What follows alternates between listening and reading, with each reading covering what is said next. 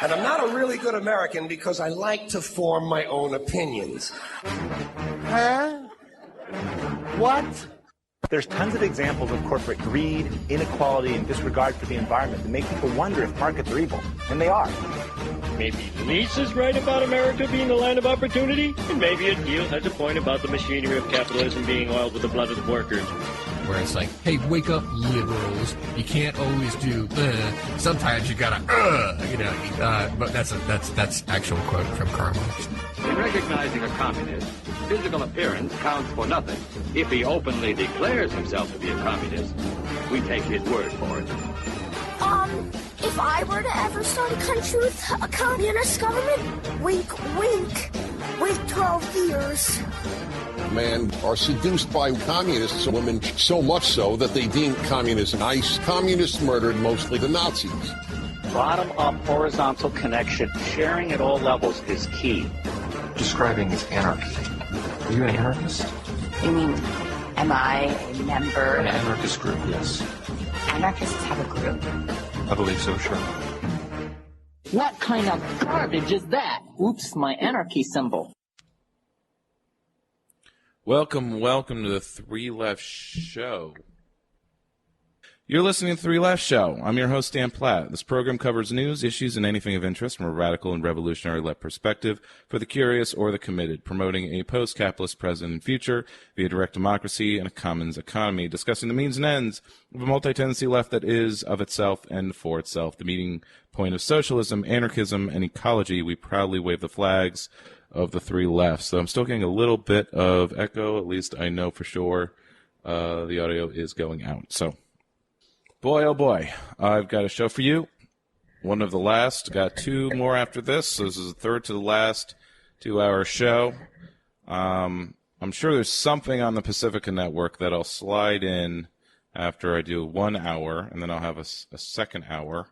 But I'll explain all of that in another month's time, though. Maybe you've noticed I've been going every other week. I shouldn't be doing that for the rest of the month. I'm going to go full charge with everything else that's going on in my life, as, of course, there are so many others who have so much more to deal with. So why should I complain? But we should always, actually, I would say we should always complain about how much we have to do in our lives, how much stuff we're working through. It's too much, and we shouldn't have to deal with it. We should not have to deal with the injustices of our society. We need to get mad. We need to organize about it, not despair. But enough of the empty platitudes of whatever. This is going to be an episode about housing. First half, I'm going to cover the issues of housing, the problems of capitalism on housing. Yes, I'm going to do that commie thing of just complaining about the system. Oh, it's just capitalism's fault for everything. Well, yeah, it is kind of a lie, that individual responsibility thing that was just made up in the 50s. I saw a headline. It was an article explaining it. I can give you the boilerplate version since I've kind of read versions of that so much already. That this, before the 50s, before the Red Scare, before communism was the enemy of all America and everything good in the world, or anything left-wing, pinko.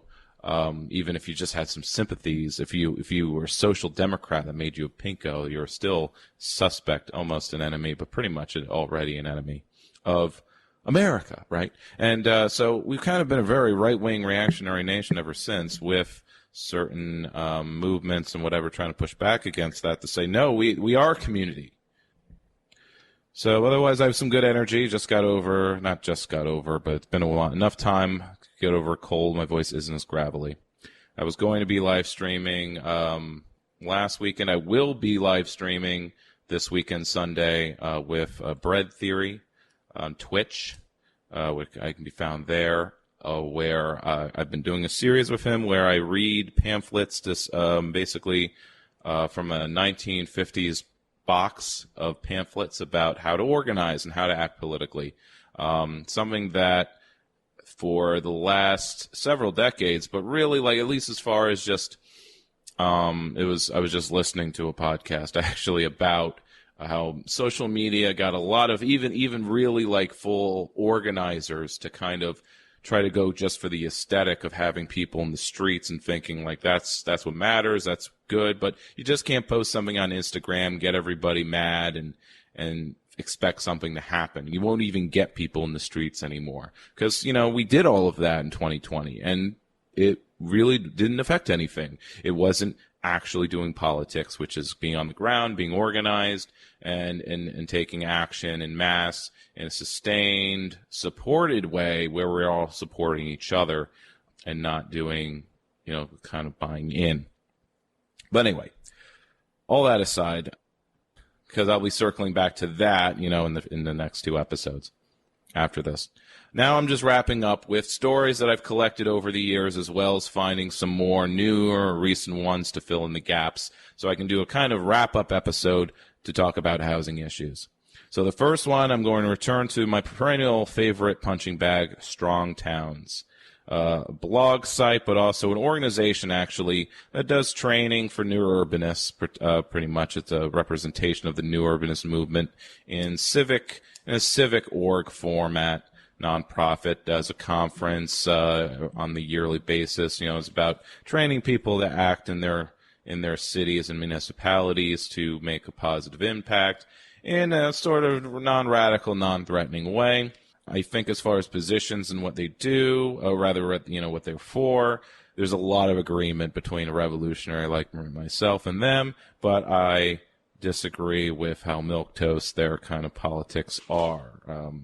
Rather how it's like, well, we got to play ball with the major parties. We're not going to be partisan about this because obviously a good, healthy, strong town is something everyone should agree with.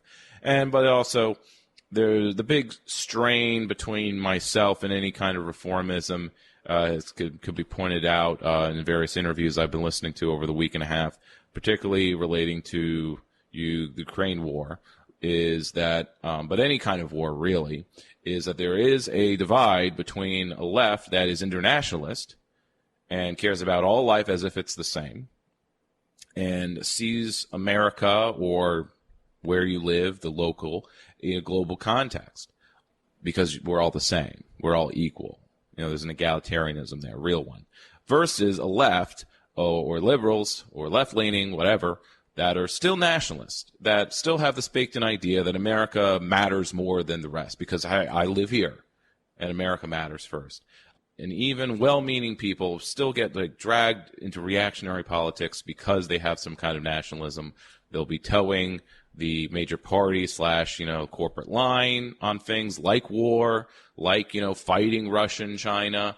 It's like, look, I'm not saying they're perfect states or societies, but I think a Chinese life is as valuable as mine. That I think, it's just as democratic or it's just as empowered or disempowered. I'm not going to disregard entire continents, and say this, these are enemy. Like when people talk about, like I just overhear it in my day-to-day life about like, oh, we just got to kill Putin. We just got to kill these Russians. Or, oh, they're cheering on death and war because one side is an aggressor and that makes it okay. War is bad. It should stop. And I don't care how it stops. It just should stop. Should China be the mediator? Likely. Does it look like they're sitting on their hands? That's analysis I can't make. But let's talk about all politics is local, in fact. So let's talk about local development and urbanism with a story from Strong Towns, which I pretty much liked. It's called Zombie Companies and a Zombie Economy. And this is where liberals get really, really close to getting the point, but then say, this is just a problem. This is just an excess. And I'll get to that with my rhetoric when I go through it. But here is, it's about, so maybe you've heard of this with zombie companies or zombie properties. This is a zombie property usually refers to a house that's has an underwater mortgage. It's just so far in debt that it's not basically it's not alive. It doesn't have a balanced budget. That's usually what being a zombie something means, economically speaking. So there was a large. Here's start of the text written by Charles Maron, May 26th of 2020. Again, I saved this 2 years ago, expecting to do a kind of regular stream where I talk of architecture and urban issues, so I have a lot of these stories saved. So there was a large strip mall built out along the highway corridor back in 2007. It was at the far edge of the city, a frontage road that had been run through a wetland to provide access. So there's the ecology side. An apparently justifiable encroachment on nature, given the prime location, at considerable cost. All city utilities had been extended, the public all in on this bet as well. An anchor restaurant, a famous Dave's, assured all that success was to come.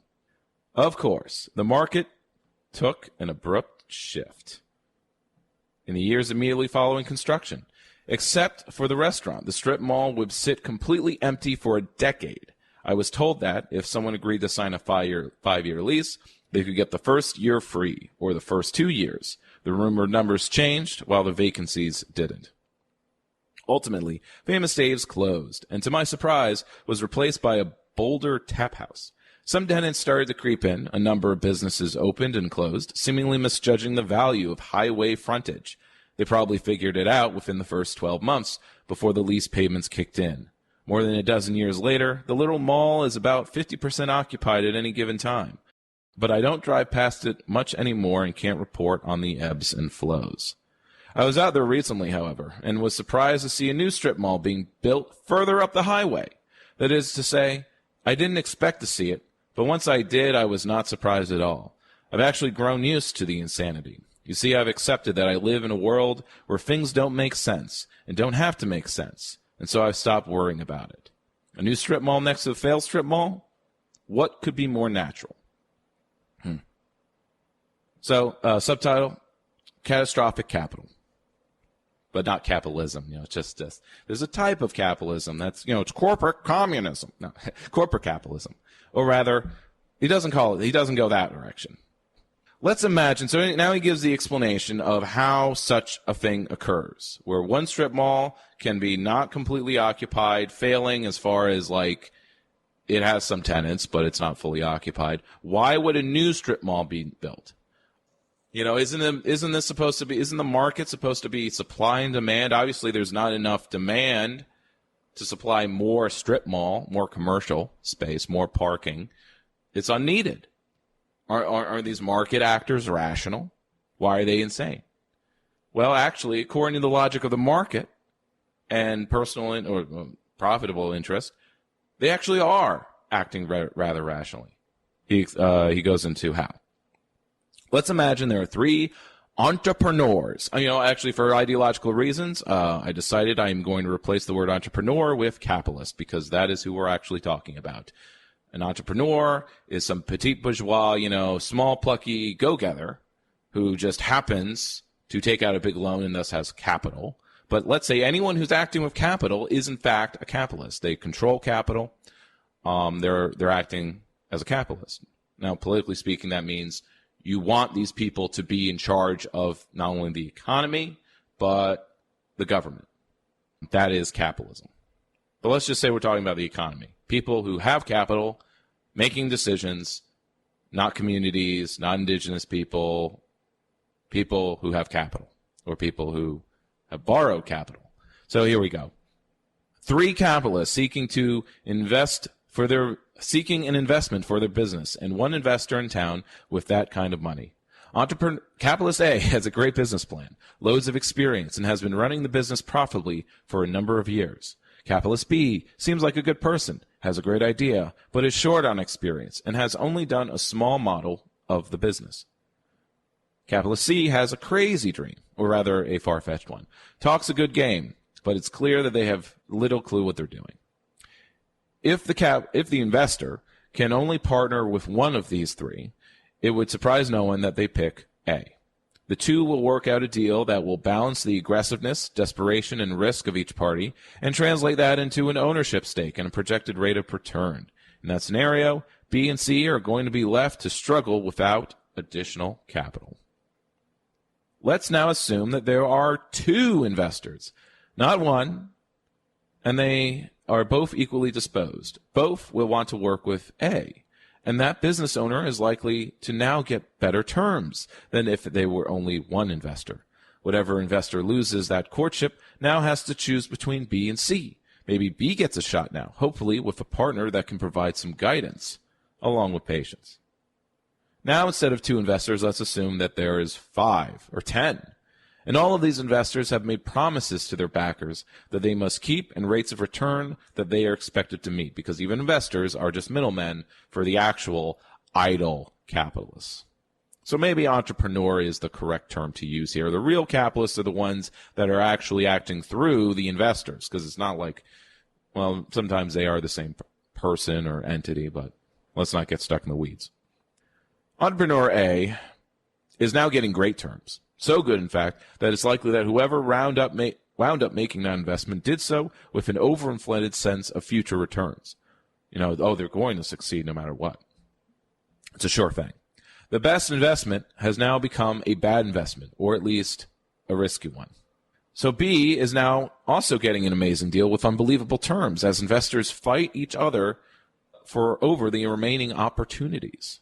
So it's like there's a supply and demand for, like, if there's not enough opportunities to invest in, then investors have to, you know, there's an oversupply of investment capital and a lack of demand for opportunities. That's actually what our system is going through right now. That's the big, reveal, I guess. But C now goes from being completely on the outs to being easily funded, with yield-starved investors fighting each other to make that investment. In fact, despite the enormous risk, C can get as much capital as they need at rates that are ridiculously low. So C goes and builds another strip mall right next to the one that has been sitting mostly empty since 2007. At least, I'm not sure if this is actually academically backed, but this is one interpretation of how these things go by this writer. But it certainly does have some explanatory power. Let's just, replace the second strip mall, because the first one is at least doing half okay. It has half of its tenants, or something, assuming that. But, let's say, they're starved for opportunities. So they'll go for anything. They'll go for NFTs. They'll go for, just whatever good pitch is out there. Because all of the opportunities that do guarantee a return, like, say, plastic, or, well, actually, that's the real kicker. Nothing has a good rate of return anymore. And this is all kind of explained and predicted by Marx. Just pointing that out there.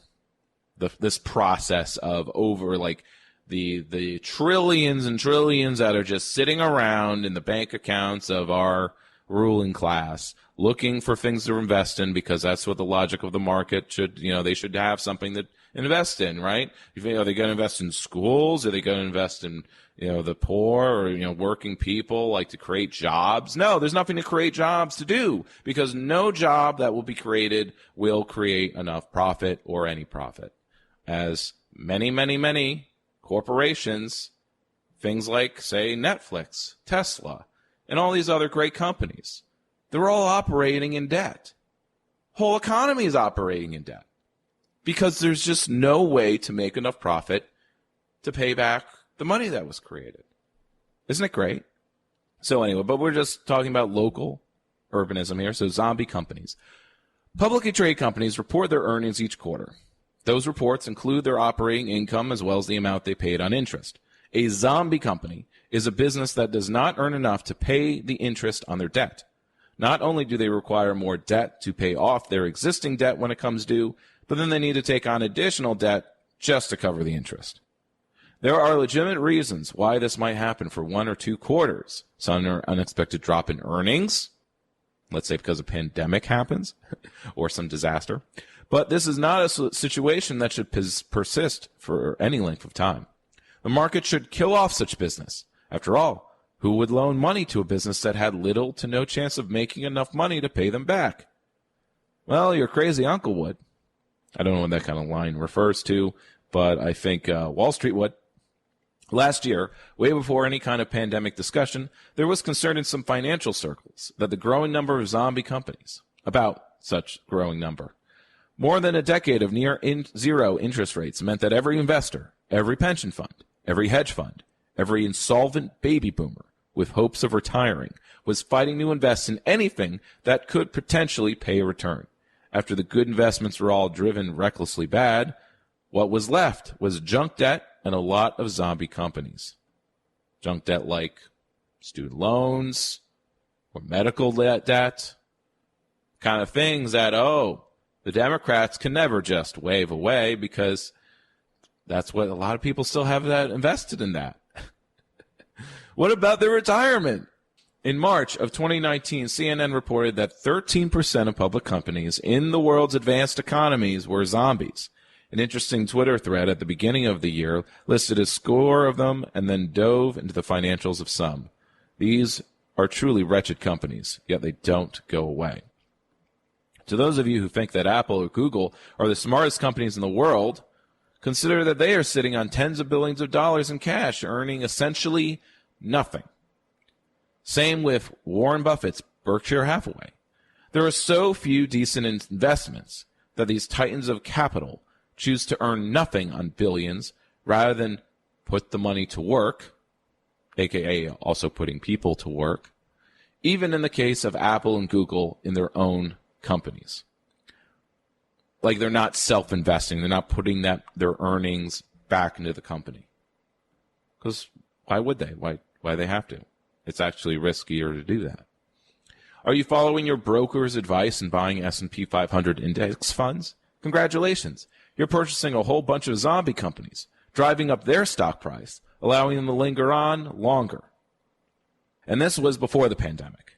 This was before huge hits to earnings, before Congress started borrowing trillions more to bail them out, and before the Federal Reserve started printing trillions of dollars, buying everything on sale in a desperate attempt to keep inflated the multiple financial bubbles that we now consider normal. They should have just been buying the companies themselves. But I guess that's technically what they've been doing, buying the stocks.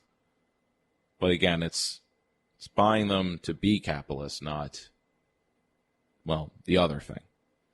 To turn this money towards social ends, or for social good.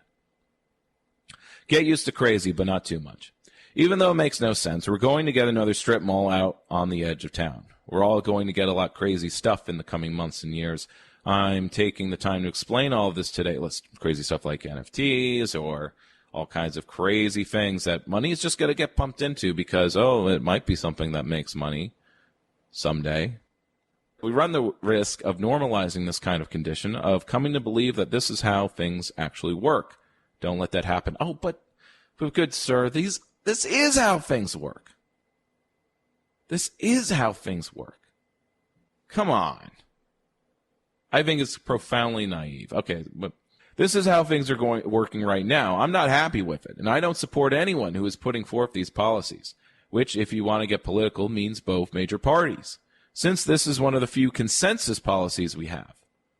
I've accepted that this is the insane way things are going to work for a while, and I can't do anything about it, but I'm not going to think this is normal.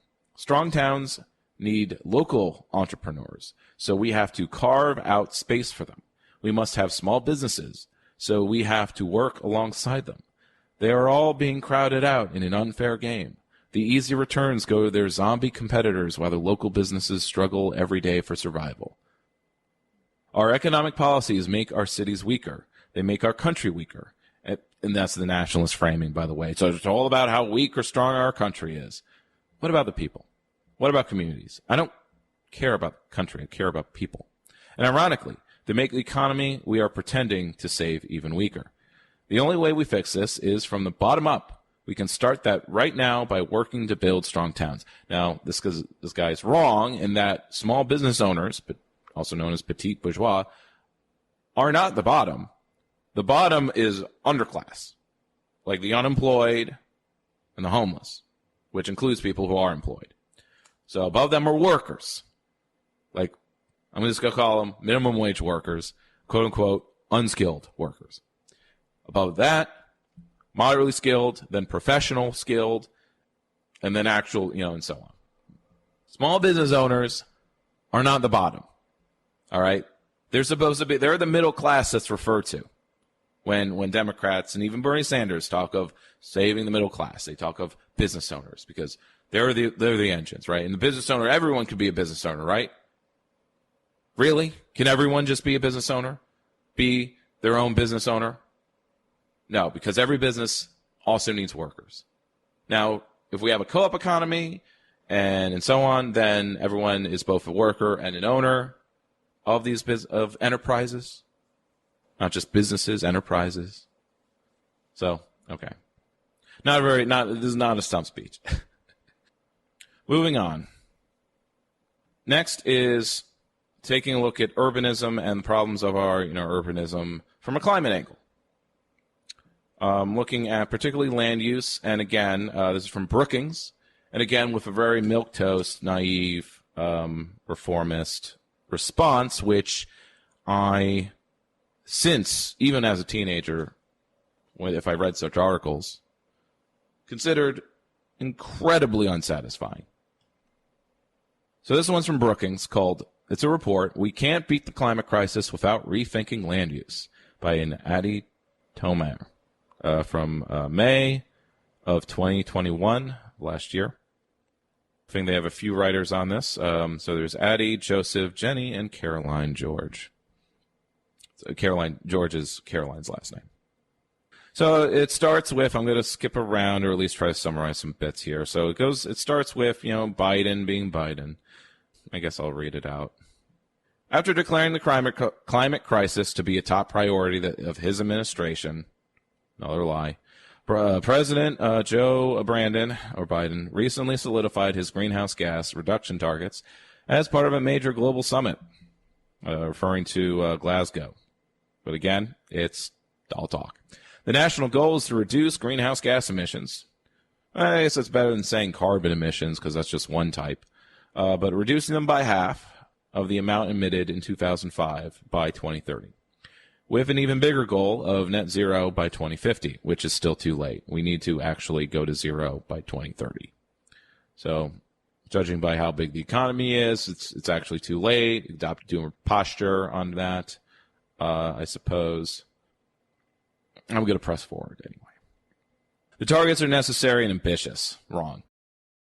Ambitious is the Green Party's goal, or rather the target of zero by 2030. Let's say it's 2040. But really, this is why scientists are chaining themselves to doors, because climatology, the whole field of climatology is like, no, it needs to be zero by 2030, because really we just cannot be putting more into the atmosphere. It's just already too much. Already way too much. We shouldn't have gone over 350 parts per million. We're at 400, 450. It's terrible. They also require a set of systems level change. But this is what's really frustrating, in that even the thing that's not good enough, you have these guys writing like, well, this is very ambitious. This would be like really great if we could do this, the thing that's being proposed by Democrats. It's like someone telling you that when you're bleeding out, and no, not bleeding out. Use the metaphor of the knife, how much you're bleeding or not. There's a knife in there, and it's like, okay, I'm going to pull the knife out 1 inch. And there's an observer going like, wow, that's some great medicine work right there. Pulling that knife out. He pulled that. It's half out. Simply put, the U.S. can't reach this reduction target if our urban areas continue to grow as they have in the past. After decades of sprawl, the U.S. has the dubious honor of being the world leader in both building-related energy consumption and vehicle miles per travel per capita. Making matters worse, lower energy development also pollutes, that means suburbs, pollute water and require higher relative emissions during initial construction. That leaves the country with no choice. We must prioritize development in the kinds of neighborhoods that permanently reduce total driving and thus consume less energy overall. Such human-centered neighborhoods have the added benefit of helping us adapt to climate impacts, public health, yada yada, just talking about denser neighborhoods, actual cities. But even, it does not just mean big cities and metro areas. You can still have a small town. But like in the olden days, things are just clustered around a half-mile circle, and everything has 2 floors. That is higher density. All right, higher density doesn't just mean cities. And higher density does not mean taller. You can have 5-story buildings take up a certain amount of space, or you can have 1 50-story building. But depending on how much floor area that the building takes up, or ground area, you can have the same density on a plot of land and have it at 5 floors or even 3 floors than something that would be 10 floors or require elevators. So decarbonizing electricity is essential, but insufficient. This is something I learned in school. I'm imparting this information to you now, a whole decade later. Amongst various climate concerns, the U.S. is one of the world's largest greenhouse gas emitters. Even with aggregate drops over 12% since 2005, to make even bigger cuts over the next decade, the Biden administration is betting, let's just say the American government, is betting on a two-step process, aggressively decarbonizing how we generate electricity and then switching as many activities as possible to clean electricity. This promise to adopt a clean electricity standard is a great approach for a few reasons. Okay, so I'm kind of ignoring these paragraphs because it's actually wrong as well.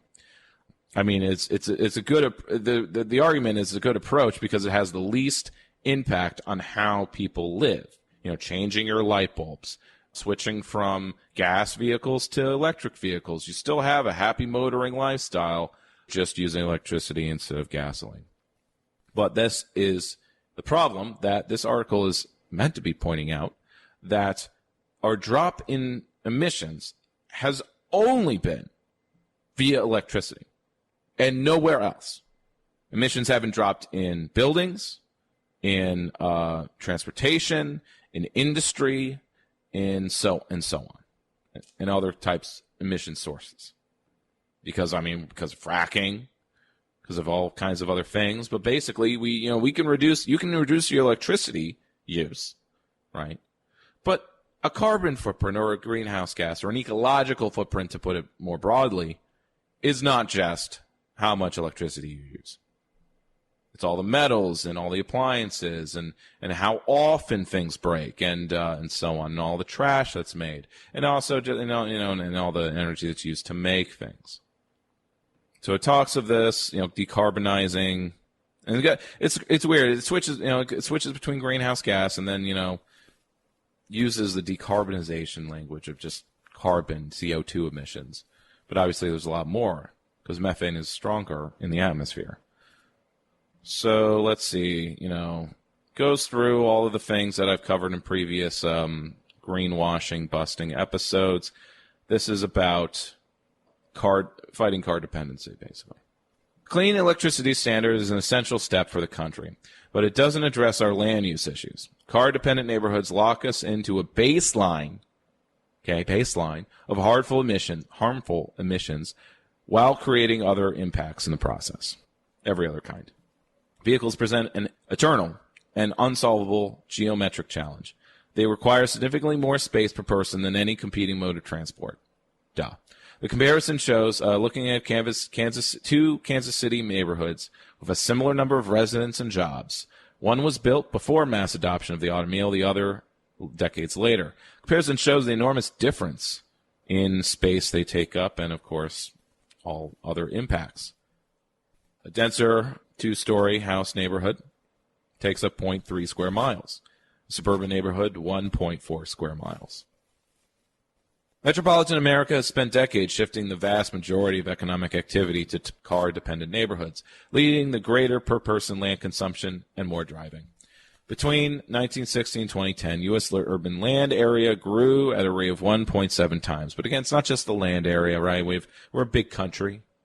We have a lot of land. It's the use of resources. It's the ecological footprint, not just the individual carbon footprint. But it shows shows maps I saw at college a decade and a half ago, just showing that that the average household carbon footprint is highest in suburbs and lowest in dense urban areas, and those, well, basically only there actually, and wilderness areas. Add it all up, in Metro America, where over 86% of people live, is awash in missed opportunities. Biking and walking produce nearly zero emissions, but we built neighborhoods that either make distances too long or travel past too unsafe. Transit can be more energy efficient for long-distance trips, but the geometry of car-dependent neighborhoods limits demand for buses and trains. We know gentle density offers sizable housing units, but still promoting energy-efficient buildings. I have to look up what gentle density refers to. I guess it just means, 2-story houses and not 1-story houses. Or houses that are just, 10 feet apart instead of 30 feet apart. The more detached the house and the further apart everything is, the more car driving you have to do. So here's what they propose. Utterly unsatisfying, but let's go through it. To build resilient regions, we need better functioning markets and policy coordination. Oh, better markets. We need better markets. Like those crazy, insane markets we just talked about. We need better markets. Functioning markets, because they're just not functioning. Like if they function properly, government got out of the way maybe. So there are thousands of real estate developers, almost 40,000 local governments, and over 100 million households, and all have some level of individual control over where we develop land and what we build on it. Oh yes, let's make this an individual problem. That's what it sounds like anyway. The country needs a new approach to land development. That's what it's saying. It's been overly individualistic, right? So we need 2 areas of action. So here's their market reform. Use market principles to send climate-sensitive price signals. Real estate developers, lenders, and households will make more resilient investment decisions if they understand the climate-related costs of their decisions and bear some brunt of the financial impact. For example, charging higher mortgage interest rates or increasing insurance premiums could steal development away from sensitive areas. It also works in reverse, as federal and state incentives could encourage more resilient development patterns, such as conserving land and incorporating greener designs. I don't want greener, okay? I don't want these qualified improvements, all right? I want things to be better. Don't we want things to be better? Oh, but we have to use markets. We have to send out price signals. We have to regulate. We just have to basically add costs to capitalism. But do you not understand? It's so incredibly naive. But ideology compels that you not learn from any lessons of market reform policy. Carbon markets and this kind of market and, we'll have a green capitalism. No. I covered all this in previous greenwashing episodes for the most part.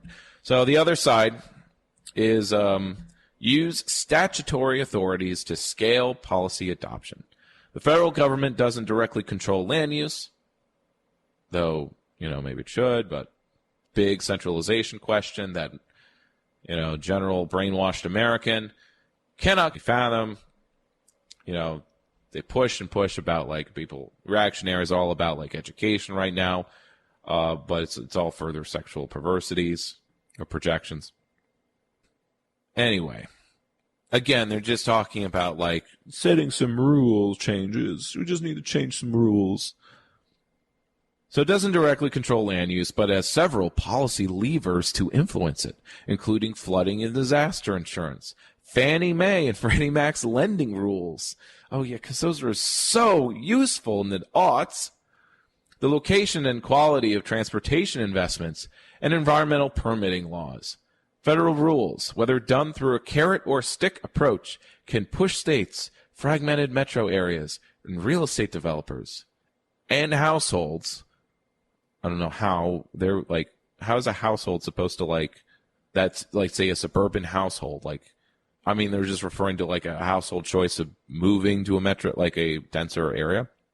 You need more denser housing first before people can choose to live in denser housing. And so it's you just need to focus on developers, the people building housing. But if you didn't learn something from the last story, it's that they're going to do, it's all working as intended. They're doing what works. And what works for them is what makes money or gets the best return on investment.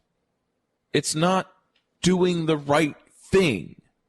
That only makes sense if you think making the most money is the right thing.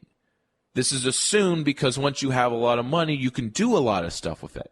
You can do a lot of good stuff. But as mentioned, as the current market is operating, not because of any government policy is the capitalist policy, which is we've collected the money and we're sitting on it.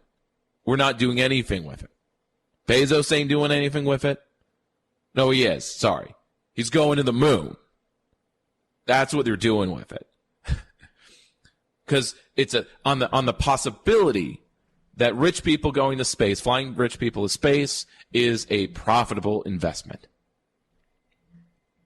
Overcoming the climate crisis requires addressing land use.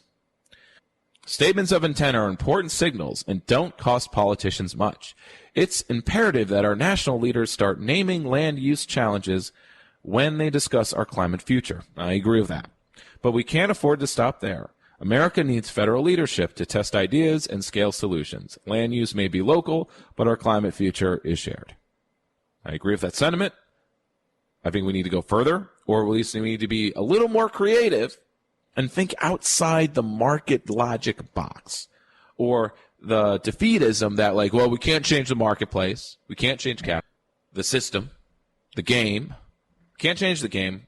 This is what's called, I'll go into this in another episode from now, game acceptance. And I'm not advocating for the opposite, which is game denial, which is sort of what the other one, the first one said. Like, look, it's crazy, but I'm just going to pretend that it's not right. Because I have no idea what to do about this. We tried nothing, and we're all out of ideas. Might sound familiar. Okay, I will wrap up the hour. From Market Watch. I don't know how this got published on Market Watch, but it's an opinion pointing out that, the marketplace is building quite a lot of housing. Problem is no one but certain classes of people can afford it. So it's an opinion piece. Why building more homes can't solve the housing affordability problem for the millions who need it most, which is that they don't have enough income. Because incomes, for a majority of Americans, have been stagnant since 1980. Even before 2020, and any gains in wages is just basically meeting inflation at this point. Even before 2020, the U.S. faced an acute housing affordability crisis. Don't need to go through this, right? We have affordability crisis. No one can afford anything. Rent is too damn high, in short. As experts on housing policy, we agree that increasing the supply of homes is necessary in areas with rapidly rising housing costs. But this won't by itself make a significant dent in the country's affordability problem, especially for those with the most severe need. Because much of the country, there is no actual shortage of rentals. The problem is that millions of people lack the income to afford what's on the market. And this is where the crisis hits hardest. Nationally, about 45% of all renter households spend more than a third of their pre-tax income on rent, the widely recognized threshold of affordability. So that's what it means for something to be affordable or not. Are you spending 30% of your income on housing? That's what it means. About half of these renters, about 10 million in total, spend, so quarter of renters spend up to a half of their income on housing, which basically impairs their need to meet any other basic needs and thus puts them at risk of becoming homeless, because if you can't afford good food or health care or entertainment, you go crazy. And once you're crazy, you lose your job, and then thus you can't pay for the housing. That's poverty spiral in practice. For a household earning $20,000, $500 per month is the highest affordable rent, assuming the affordability standard of spending no more than 30% of your income. In contrast, the median rent in the U.S. was roughly $1,000 or $1,100. A level that's affordable to households earning no less than $43,800. That's about the median income in Albany, actually. But median means half of the people make less than that. So in homes that rent for $500 or less are exceedingly scarce. Fewer than 10% of all occupied and vacant housing units rent for that price. 31% are occupied by households earning more than 20 grand, pushing low-income renters into housing they can't afford. There's just not enough of that kind of housing. And I'm told by liberal new urbanists that you get low-income housing by building housing and waiting. Like once a new house, right, which costs $300,000 is old enough, right, then it will be worth less, and then the rent will be lower, in theory. For example, in Cleveland, with a median rent of $725, which is actually pretty low, 27% of all renters spend more than half of their income on rent. This is likely because salaries or wages are lower there. So in San Fran, the median rent is close to $2,000. 18% of renters spend at least half their income on rent. And it's even worse for the poorest residents. In both cities, more than half of all extremely low-income renters spend at least 50% of their income on rent. Now, I did hear a little anecdote from a coworker about on the lack of housing that just exists sign. There is a housing shortage, but it depends on where you're looking and what kind of area we're talking about. In his case, it's a rural area. The city of Bennington in Vermont, which is a very small city, but it has a sizable college, of which his spouse is going to work there. And, they're having a house there, but it's a little small. Maybe it's not small. Maybe it isn't really that small, but I'm not judging his standards. But he was saying, it was really hard to find a place in that area in southern Vermont. So I guess maybe there's a housing shortage in southern Vermont, at least for the kind of income that this family has, of my coworker. He's a recent coworker. He moved up here from North Carolina. And the conversation exists because he's commuting about 40 minutes in, which is actually not so long. There are people who commute into my city of Albany over an hour. Why? Because they like living in the middle of nowhere. So if your housing needs and the demand is I want to live in Nowheresville, or I just want to live in exurbia, not even suburbia, too crowded in suburbia, too much traffic. Got to drive all the way out 3 counties. That's how big a metro area really is. Or I want to live outside the metro area, right? But because of suburban sprawl, that just keeps getting bigger, and you have to keep going further and further away, where there's less and less, where the only housing are old farmhouses. There aren't really any apartment buildings there, and if there is going to be housing built, it's going to be some subdivision that's suburban. It's wasteful, terrible to the environment, et cetera, et cetera. So this is Market Watch. So he proposes the solution is simply to subsidize people's rent. Expand Section 8. Covering the difference between what these renters can afford and the actual cost of housing, then, is the only solution for nearly 9 million low-income households that pay at least half their income on rent. The U.S. already has a program designed to help these people. It's called the Housing Choice Voucher, also known as Section 8, where recipients pay 30% of their income on rent, that basic affordability threshold, and the program covers the balance. While some landlords have refused to accept such tenants using vouchers, they're poor, they're dirty, or they're bringing crime, they're more criminal or something like that. Or they just have they don't have bourgeois values, they're not as respectful of the property, they damage things, et cetera, et cetera. Landlords always be complaining about tenants because they don't have the same value set. Well, because if you've always been poor, a little crazy. Maybe some stability would help. Not having to move around or pay half your income on rent. Whatever it takes.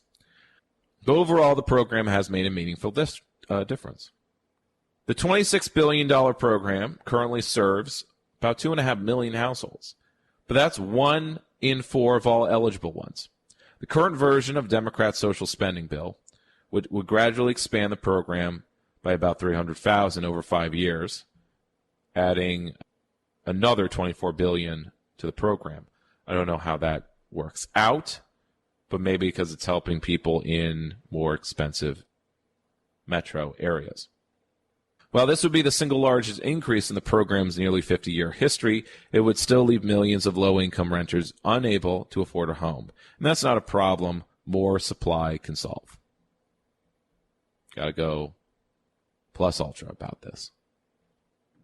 A reminder that word of mouth is the best thing you can do to grow the show and the number of like-minded comrades. You can leave a review on all the podcast platforms this show is on. Share the Three Lefts via your chosen social media platform. It's mostly just on Facebook and Twitter, but I think I'm going to delete my Twitter. I don't use it, and I want to get off Twitter. It's just pointless to me. Not to mention, the whole Musk trying to buy it out, but again, one tech billionaire is as evil as another. I use Facebook, so what hypocrisy have I wrought on myself? But anyway, if you want to support the show materially, you can go to my Patreon page. It's a Three Left Show, and it's also there's another one. I have it on the other sheet. But anyway, moving on the second half of the show, I will actually discuss meaningful solutions or responses to the issues I have raised. It is not hopeless. It just takes a lot of work and a lack of a defeatist attitude. And then we can move forward.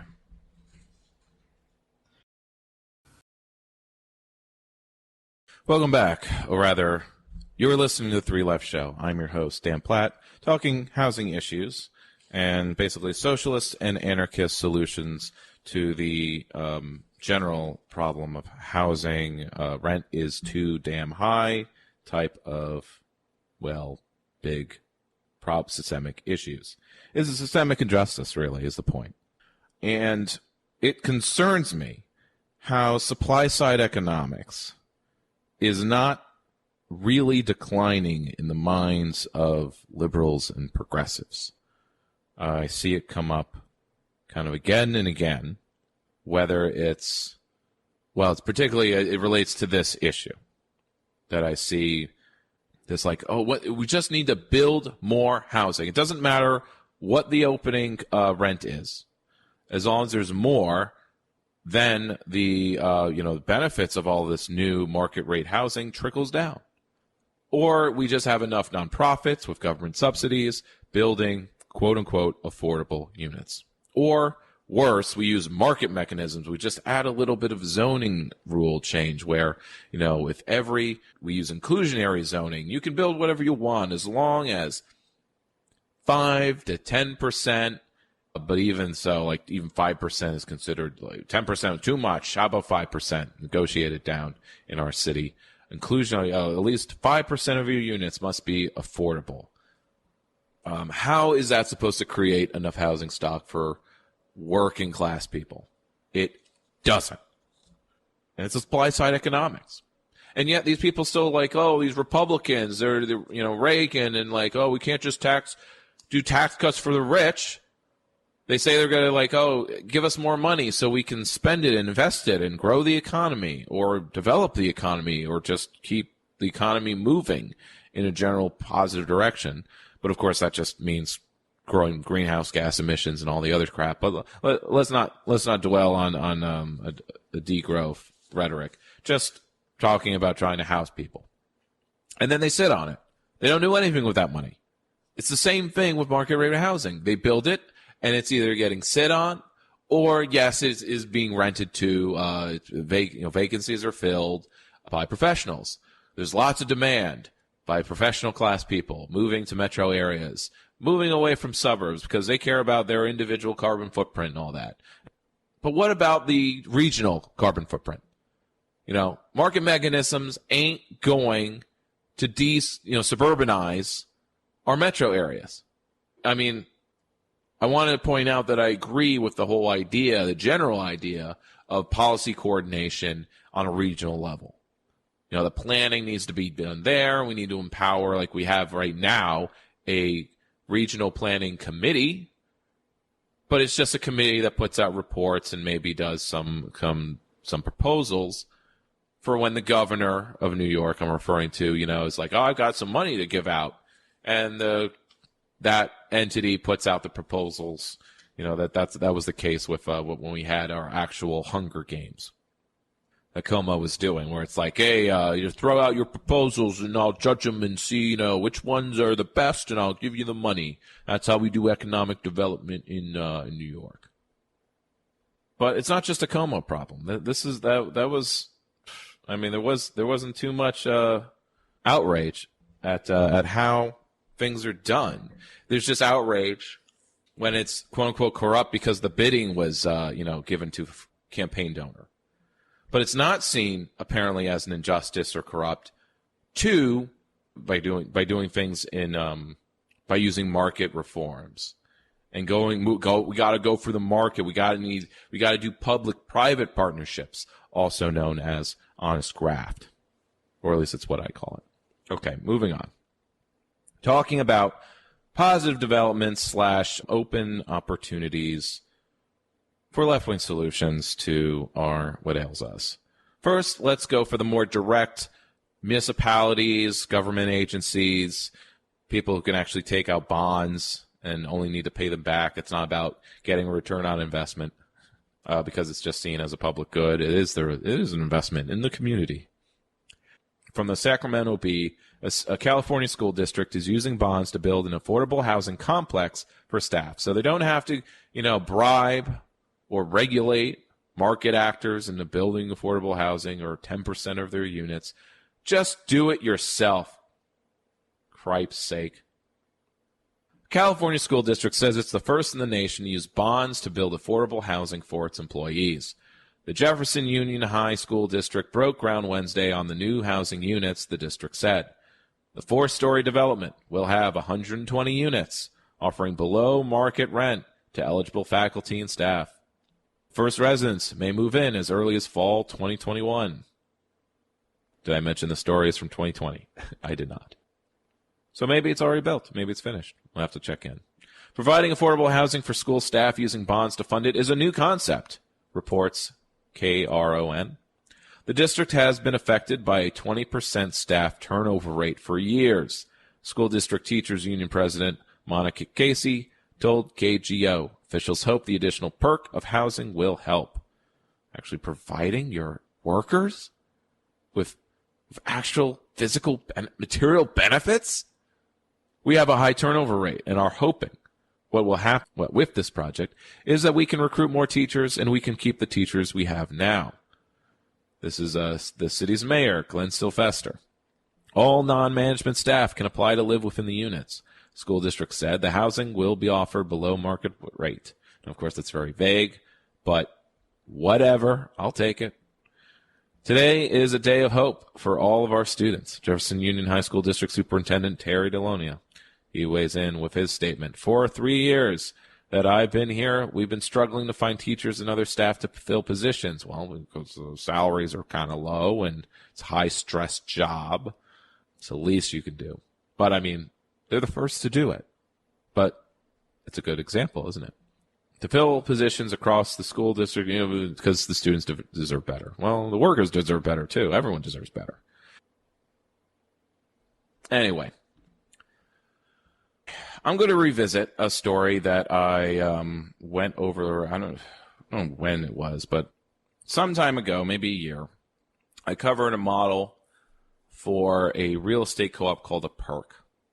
It was just a basic article from the nonprofit or the collective that was doing the work of developing this model, kind of thinking about combining the democracy, the social good of a co-op with the urban and how, and the flexibility of a real estate enterprise.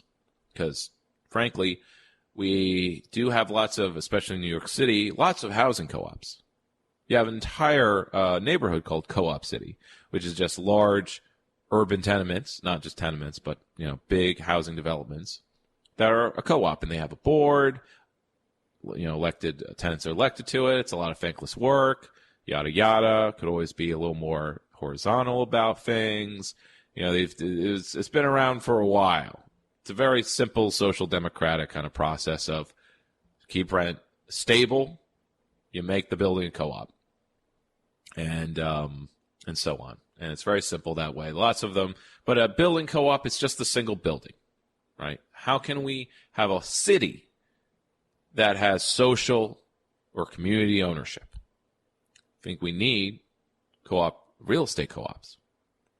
And I did cover one such real estate co-op, but this one has the added suffix of a permanent real estate co-op, or PERC. And now, via Shareable, in their housing section, is a follow-up on the first PERC, because that was being developed in Oakland. So meet the co-op activists who are challenging Oakland's real estate game. They're game changers, right? They're not denying that real estate is part of the game, but they're not accepting that it has to be done, with a LLC or a nonprofit, because, when a nonprofit collects property, they have to be doing it for this explicit social good purpose or nonprofit purposes. That's really, really difficult. It's really, really difficult for some reason. And there's also the strategy of the land trust, but it's been around for decades, and it seems to have hit a wall, or there's a barrier to it taking off or growing further. Because at the end of the day, a land trust is still just a big landlord.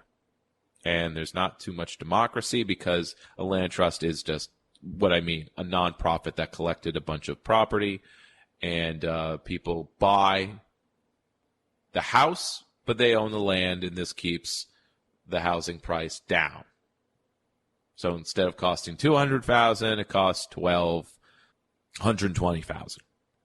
So anyway, the 7th Street corridor in Oakland, California was once a 2-mile strip known as the Harlem of the West, home to a myriad of businesses, dry cleaners, cobblers, tax accountants, cafes, and 250,000 black residents, 250,000. Decades of redlining, structural environmental racism, widespread resource extraction, Silicon Valley-fueled economic booms have reduced it to 11 blocks of liquor stores, trash, and empty defunct buildings, according to Anoni Session. Session is a third-generation Oaklander, is the director and is also the director of the East Bay Permanent Real Estate Co-op, an organization incorporated 2017 that uses co-op organizing to directly confront the skyrocketing home and rental prices, neighborhood displacements, and entrenched income inequality that disproportionately affects black and brown communities across the East Bay. Black women lead, so to speak.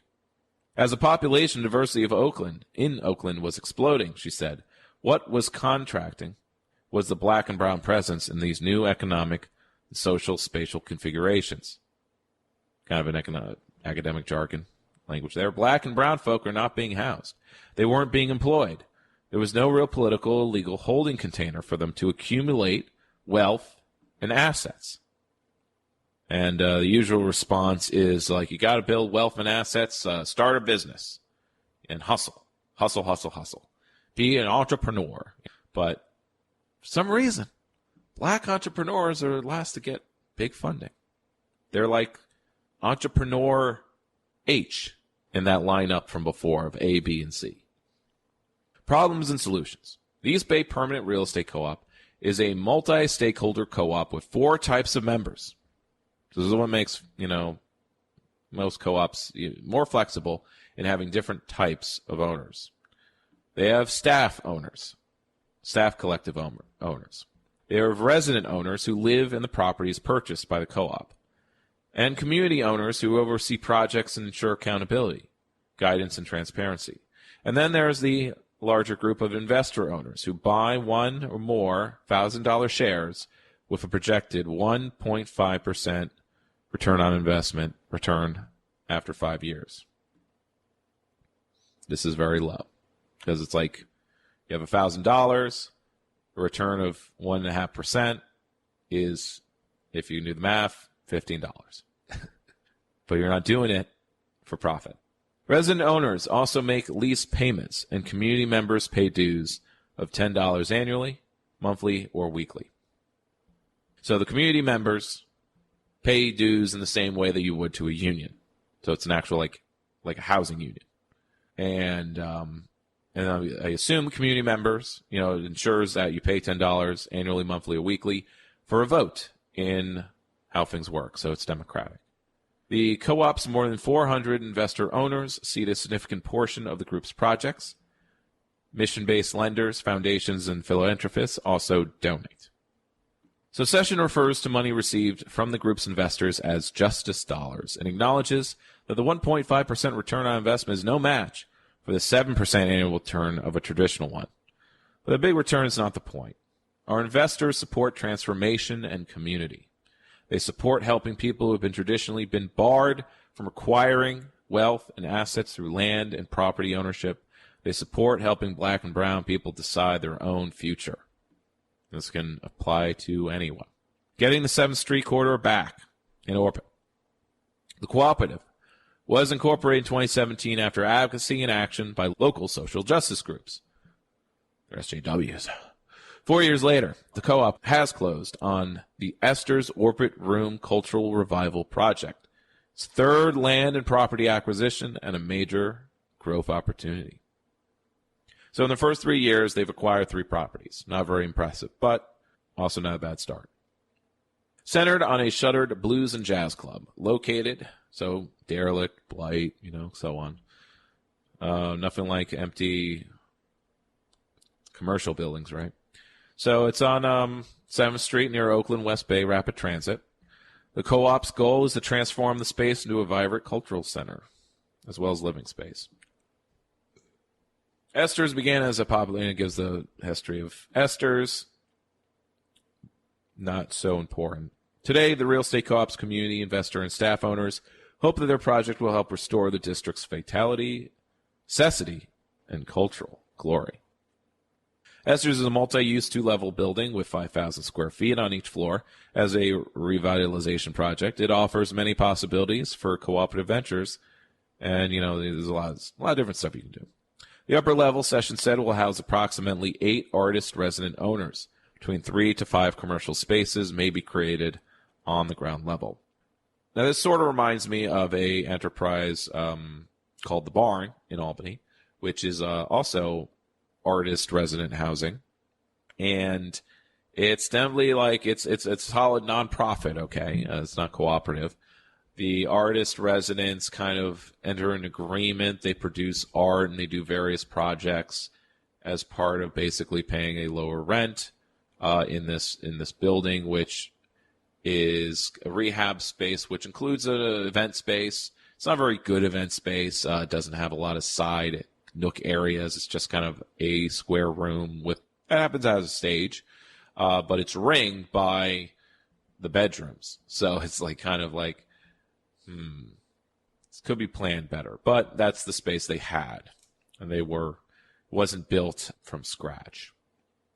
And they were outreaching for this project and fundraising for years and years and years. I was never tabling for it, and I was very skeptical, is this really happening? They've been doing this for 5 years. And then it did happen. They were working towards it. And then I did actually talk with, just as I was starting to run for mayor, I was meeting with some community stakeholders for something. Session also envisions a home for Oakland's historically black farmers market and a space for up to 10 healing arts practitioners. So it's a lot of different spaces in this building, especially if you divvy it up. And you can do all sorts of things. You can have a health clinic, free health clinic, or community health clinic. There's so many things when you actually own a building with different kinds of rooms in it. There's a cafe potential in the middle that may have wait staff and collaborative powers. There's a kitchen that could be for one or for multiple operators to use as different times a day. So they're thinking of okay, there's a kitchen, so obviously you could have a cafe and have it be part of an event space, but it doesn't have to be a kitchen just for that. It could also be kind of kitchen that during the day gets used by as a food hub kind of kitchen, community kitchen. Session said the project will prioritize help building community, and so do all the things community space does. Past successes and the plans for the future. Our goal is to take on as many ownership situations as possible. We shoot for 3 acquisitions a year so we can support as many groups in attaining space and permanence in Oakland and the East Bay as possible given the conditions of the real estate market.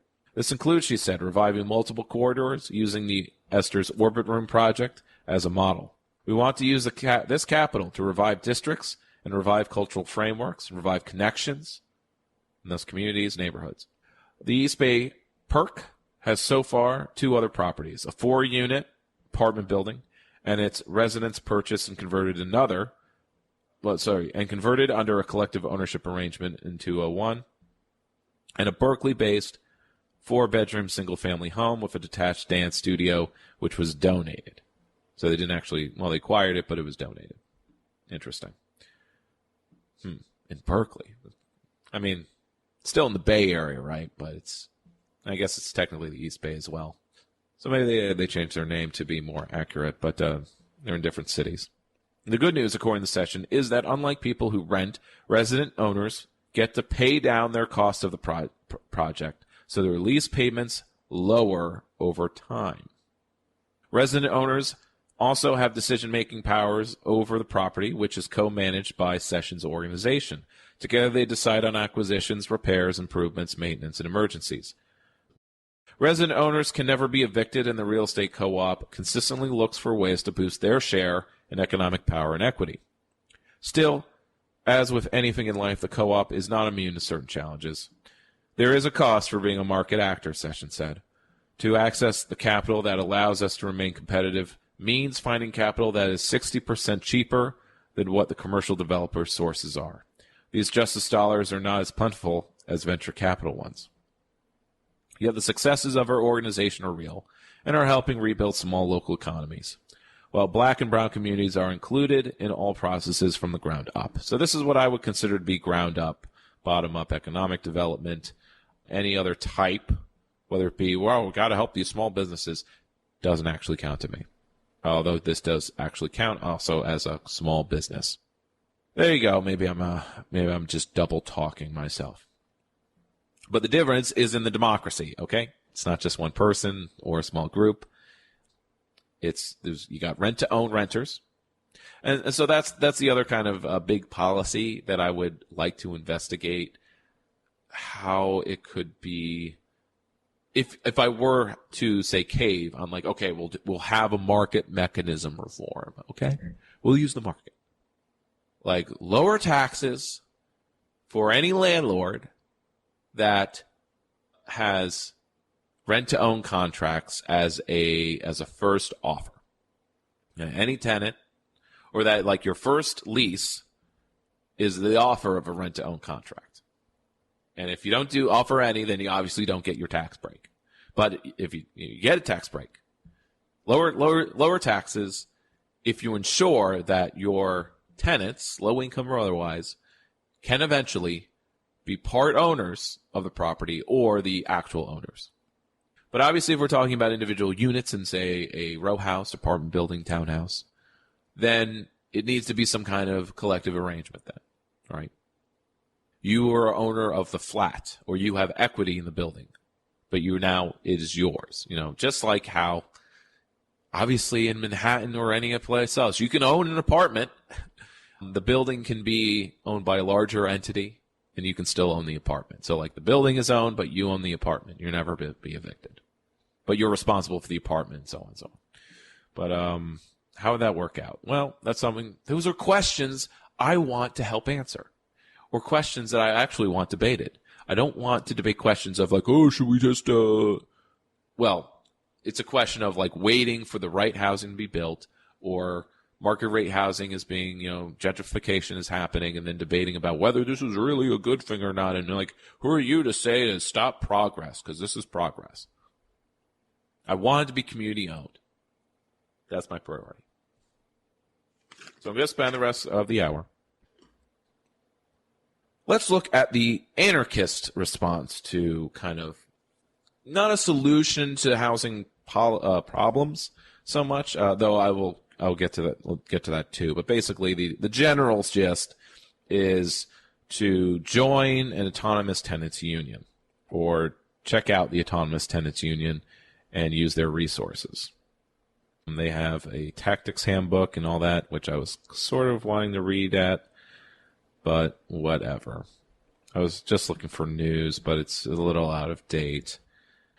Tenants Unions, I kind of covered some of that in a previous episode, organizing during COVID and whatever. The tenants unions are like rent strikes. There was a call for rent strikes, right? But it was really just a PR campaign to kind of get it, like, just get in people's minds that, like, you can just not pay rent as a political action, okay? Not just because you're lazy or you want to stiff landlords.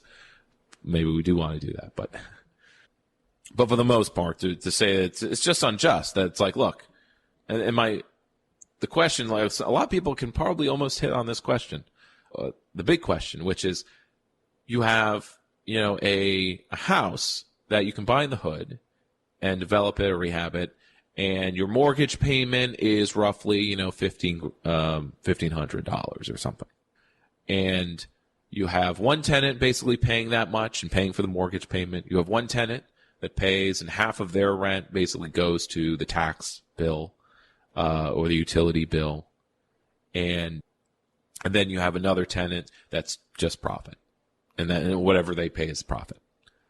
And it could be asked by a sensible person, like, if this renter is paying for the mortgage payment, then couldn't they buy their own house? Well, that's an excellent question. Why can't they do that? Well, because they don't have the extra collateral, or they've always been a renter and thus don't have the credit. Many, many barriers exist. And also you need money saved for down payment. If you're always paying that is your income, half your income, you ain't going to have no down payment. You're not going to have a savings, and you probably don't even have the time or energy to go house shopping. Maybe apartment shopping, but yeah. But there's a lot of barriers. A lot of barriers, including the fact that a lot of banks don't even do housing mortgages anymore. You have in New York, you have Fannie Mae that does housing mortgages. The Fed has to do it because banks just don't want to do it anymore. Risky investment. Who has the income to pay back the mortgage anymore when the job could be lost, due to some crisis?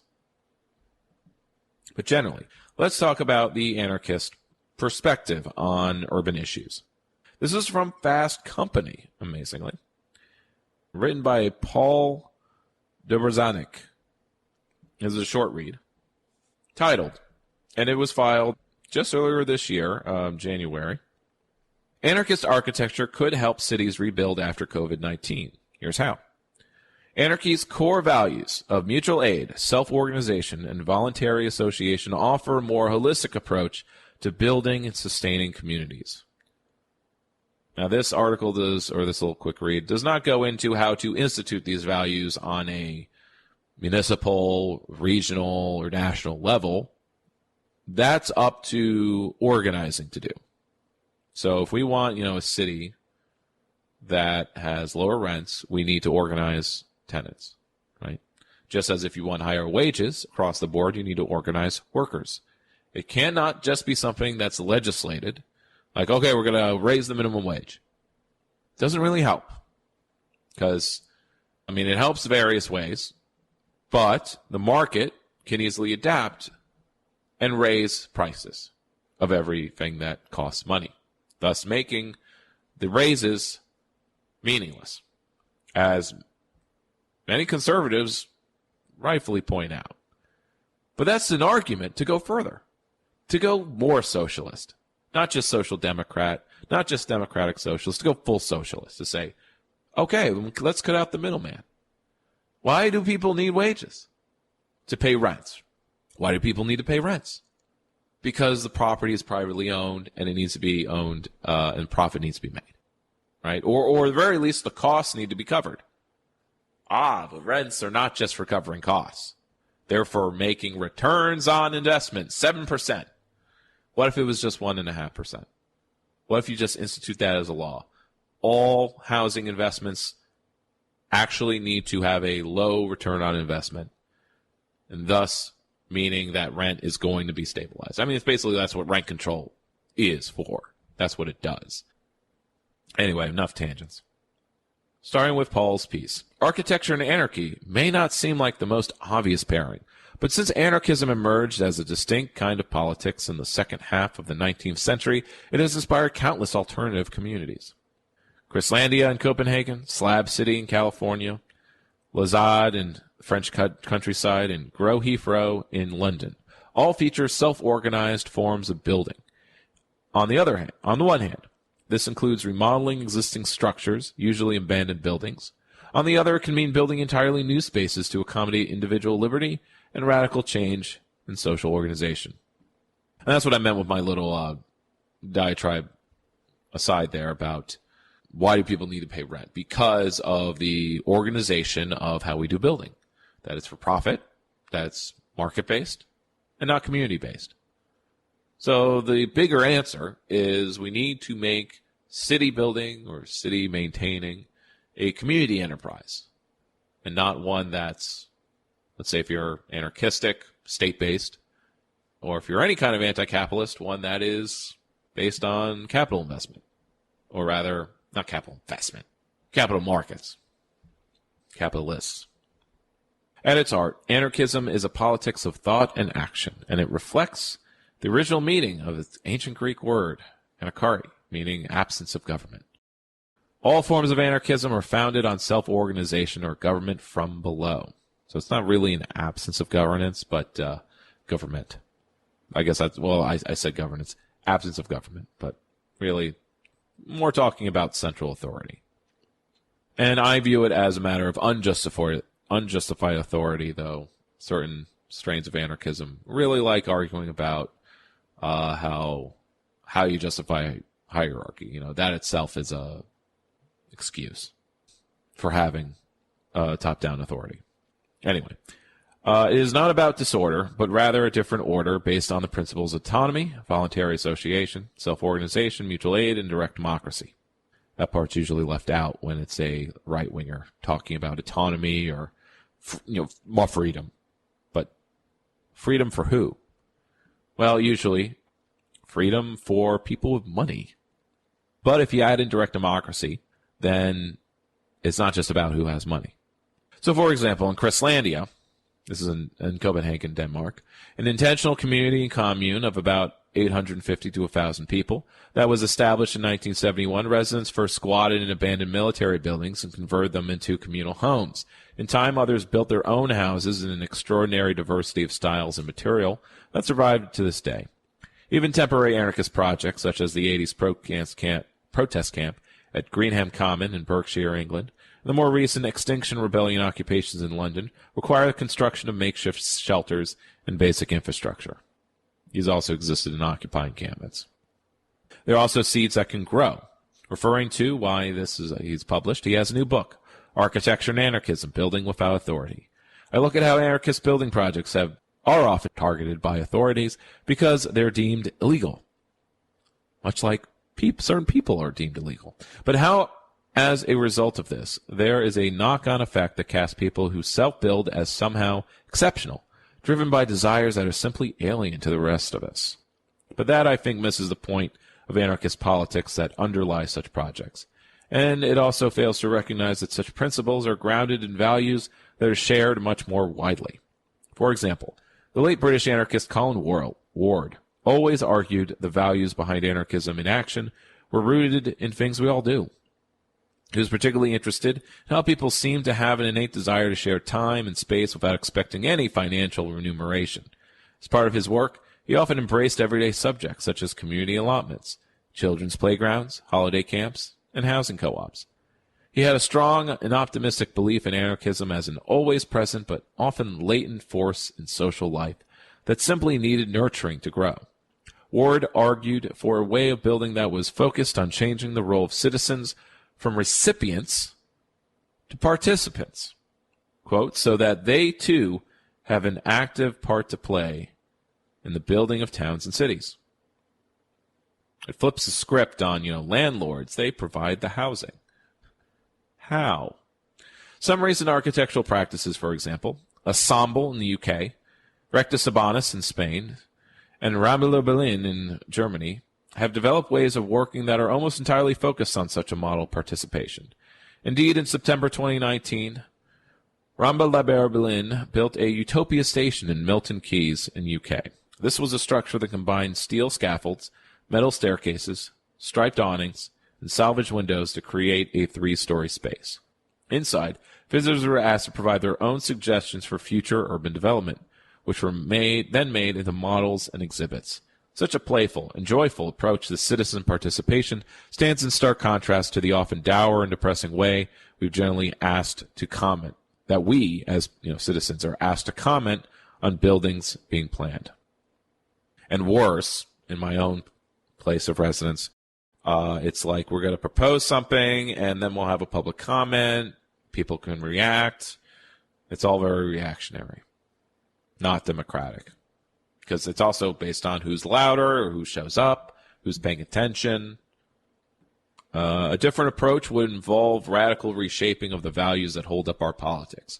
Here, anarchism has much to contribute. Sorry, I skipped a paragraph. Last year, the UK government published its post-COVID-19 recovery plan to build back better, with its emphasis on securing economic growth, because we just need to grow more. The report completely fails to address the catastrophic environmental consequences of such an approach. Its core values of mutual aid, self-organization, and voluntary association offer a much more holistic notion of what constitutes progress. Like, are people happy or not? On a personal level, I have found urban allotments to be places where the contours of such an everyday revolution can be felt. These are areas of land set aside by local authorities for residents to grow food in exchange for a nominal annual rent. Although I've never met anyone and so to contrast with that, with say a land bank, or say the city has a bunch of vacant land or vacant lots, and they're always concerned about selling it to people. Selling it. Why not rent it? It's like, because it's a big commitment to buy vacant land, and especially when there's this tagline of like, oh, we also want we need you to development. We're not going to sell it to you unless you already have a plan for it. But you can actually use it for gardening or build a playground, things like that. Make it an actual pocket park. But people need resources to do that, and some nonprofits, they need to get the grant first and all that. Maybe that's something that Building Blocks Together can do, because that's kind of what her model is kind of looking towards. A local activist person, or rather social entrepreneur, call her. Although I've never met anyone in my own allotment who identifies as an anarchist. So basically, I think allotment is just a British version of a community garden, is kind of what it sounds like. But these allotments are, in essence, common spaces within cities, sites deliberately kept off the market and filled with more or less provisional structures, such as ready-made or self-built sheds or greenhouses. I think that would be the problem, though, like if you're renting land from the city, like they wouldn't allow you to build something on it. Although you're not allowed to build a dwelling on an allotment, it's not difficult to transfer an underlying principle to other sites or cities. As I look out of my bedroom window to the allotments just beyond my home, I often wonder why it's not possible to set aside land for other kinds of communal activities, even housing. It's in places like allotments that the otherwise radical nature of alternative possibilities is seen. Therein lies the hope of building emancipatory, inclusive, ecological, and egalitarian future. This would be building back better. So Paul is a lecturer in architecture at the University College London. And it's republished from The Conversation. Aha. So to follow up on that, a little bit from the libcom.org archive, little excerpt from Colin Ward himself. I did read his kind of reader, at least most of it. I took some notes, but here's the boilerplate version. This is from his book, Housing: An Anarchist Approach, published by Freedom Press in 1976, which is a collection of essays on housing and the built environment from the 20th century British anarchist and town planner Colin Ward. So he's a well-known authority on housing and as an anarchist propagandist. How do these two themes combine? This book brings together articles and addresses covering 30 years of advocacy of an anarchist approach to housing. It's kind of like a half book review, but also a summary. So his first section is direct action. The first section includes his now classic account of the post-war squatters movement and relates it to the current significance of the squatters in Britain and elsewhere. Human needs. Identifies the missing component in public housing policies. That includes the involvement of tenants, and anticipates today's anxieties about the social effects of imposing official policies on people whose own perception of their housing needs has been systematically ignored. Self-help includes account of do-it-yourself housing in Britain and abroad, the remarkable achievements of the squatter settlements in the cities the poor built in the Third World, sketches the outlines of an anarchist approach to the city. Professionals or people is the question raised in the fourth section. What went wrong with architecture and planning? Can we transform them from being the concern of a bureaucratic elite to a populist and popular activity? And the last section is dweller control, which argues that the only future for public housing, whether in our decaying cities or on new cul-de-sacs, is the tenants to take over. Best long-term way of doing that is to organize. You organize a tenants union, and that tenants union eventually gains power to enough power and support and resources to maybe they collect, like as workers collectively bargain for a contract, they collectively bargain for rent-to-own leases, so that eventually all the tenants are renting to own, and they're thus turn their housing into a co-op. Now, this is usually the case where you organize tenants within one building, but let's say you're in a city that doesn't have big apartment buildings. Let's say you're talking about a block, but all the houses are owned by one landlord. Well, that's basically the same thing. Or maybe they're owned by different landlords. Maybe there's 3 landlords, but they own like 3 houses each, or, buildings across the city. So maybe you go to all of the properties they own and organize each of their tenants, try to get them, to work together. But let's say you want to do it geographically, maybe. Or across a whole city. You have a citywide tenants union, and whoever joins is basically, well, maybe it's more about, I'm literally just spitballing like a strategy here for myself. Maybe it's more about organizing people to make that permanent real estate cooperative. You have a bunch of tenants. You have them as community due-paying members. You can afford $10, and eventually you build up a cache of money to build one building. Or rather, buy out, as I've covered in previous episodes about worker buyouts, that the workers form a co-op. I literally covered this a few episodes ago. Workers at a coffee shop unionized, and then by unionizing, the owner basically calls it quits and says, I want to sell it now, but I'll sell it to you for this amount of money. And then they got that amount of money through a loan, as well as fundraising from the community, getting some community stakeholders together, or rather community investment, and boom, they own the business. Can tenants do that? Of course. It's kind of the same process. You just need maybe a minimum of 10 tenants, or whatever, how many tenants are on a block or a few buildings or whatever.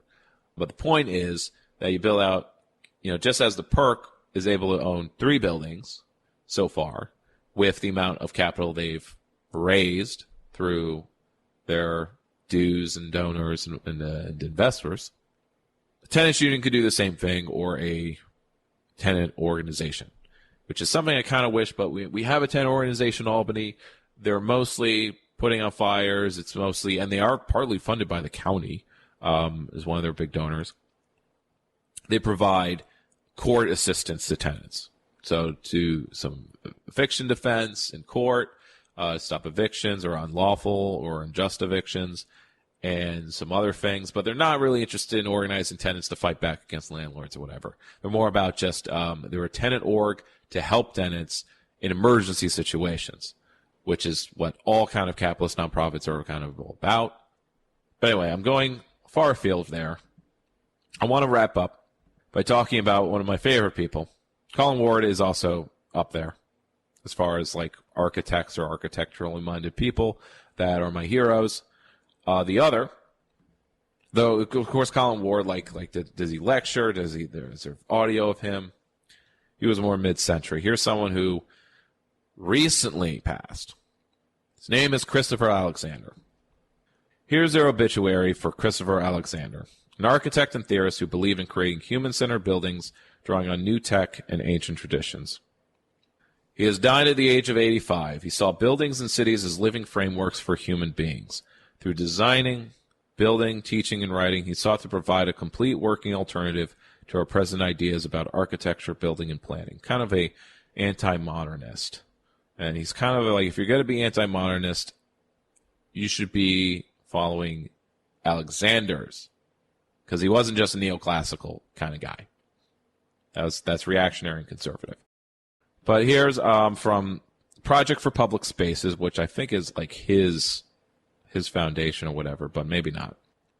Not a eulogy, because this is actually, I'm reading from 2008. This is just his, like, their wiki for him. He's an emeritus professor of architecture at Berkeley. He is also the author of numerous articles and books, including The Nature of Order, an essay on the art of building and the nature of the universe. Yeah, that is a heady title. I've read most of it, by the way. This is a 4-volume compilation representing 30 years of work and offering 3 vital perspectives on our world. 1, a scientific one. 2, a perspective based on beauty and grace. And 3, a common sense perspective based on our intuitions about everyday life. The 4 books in the series include, first one, which is called The Phenomenon of Life. The second is called The Process of Creating Life. Third, A Vision of a Living World. And the 4th is called The Luminous Ground. Now, these are at my public library across the street from me, so I have read a majority of these 4 books. It is quite the slog, because he does repeat himself quite often in these books. He's basically repeating over and over in various different ways, because he's really trying to get the point across of what he's talking about. And it's genius. It's hard to put into words quickly just what an impact this book should have, but it's basically like, it's a theory of everything, because as he put, as the title says, The Nature of Order, an essay on the art of building and the nature of the universe. Now, that whole, like, the process of creating life, that title there, he's not just talking about evolutionary biology. He's also talking about designing a building. But he links them both together, by which he means the process of creating life, whether it be biological or the creative process of a normal human or any human. It's a universal process to me. I'm the kind of person who's kind of objective about it. I've probably every artist friend I have disagrees with me about this, but I believe that there's a universal creative process. Whenever an artist is asked what about their creative process, they're basically all saying the same thing. The follow-up question is, like, what's your personal input? That's always going to be a different answer. Granted that. But the whole, what's your creative process? Unless they're asking what you personally do, the creative process is always the same. There's a general series of steps. Unless the creative process is I bang my head against the table until ideas come out. But it's like...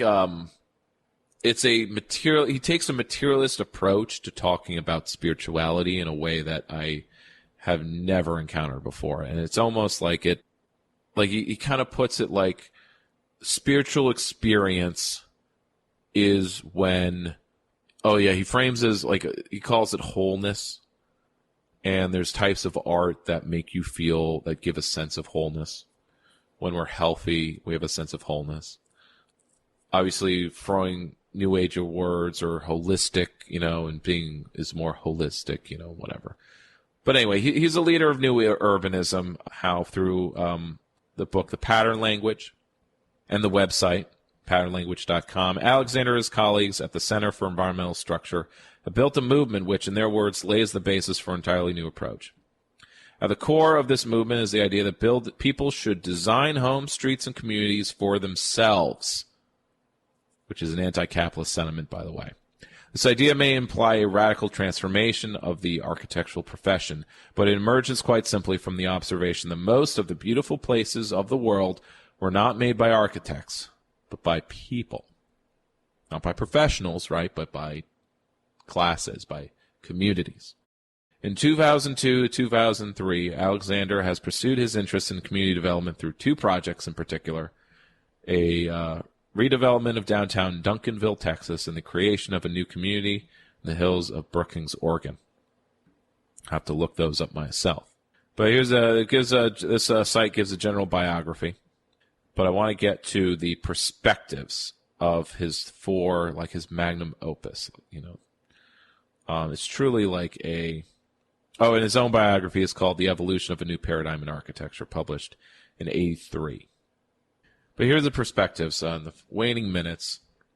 First is the phenomenon of life. He proposes a scientific view of the world in which all space matter has perceivable degrees of life and sets this understanding of order as an intellectual basis for a new architecture. With this view as a foundation, we can ask precise questions about what must be done to create more life in our world, whether in a room, or on a doorknob, or in a neighborhood, or on the regional scale. He introduces the concept of living structure, basing it upon his theories of centers and wholeness, and defines 15 properties from which, according to observation, all wholeness is built. He argues that living structure is at once both personal and structural. Second book he has is Process of Creating Life, in which he goes over how in the 20th century our society was locked into deadly processes which create our current built environment, processes of which most people were not really aware and did not question. Despite their best efforts and intentions, architects and planners working within these processes could not achieve a living built environment. In this book, Alexander puts forward a fully developed theory of living process. He defines conditions for a process to be living, that is capable of generating that thing he calls living structure. He shows how such processes work and how they may be created. At the core of the new theory is the theory of structure-preserving transformations, meaning that you can do something and then you can do something after it. You don't hit dead ends. Skipping ahead. Vision of a Living World is his third book. Providing hundreds of examples of buildings and places, this volume demonstrates and proposes forms for large buildings, public spaces, and everything from ornament, detail, color. With these examples, lay people, architects, and students, are able to make this new framework real for themselves and for their own lives and understand it. And the fourth one, Luminous Ground, the mechanistic thinking and the conquestant investment-oriented tracks of houses, condominiums, and offices in the 20th century have dehumanized our cities and lives. How are spirit, soul, emotion, feeling to be introduced into a building or a street? In this final text, Alexander breaks away completely from the one-sided mechanical model of buildings and neighborhoods as mere assemblages of technically generated, interchangeable parts. First, my profound thanks for listening, which is a skill as important as talking, so I plan to listen to any constructive feedback, ideas for the show, stories, topics, or rantings you message on Facebook, Twitter at 3LeftShow. You can also email at 3leftshow@gmail.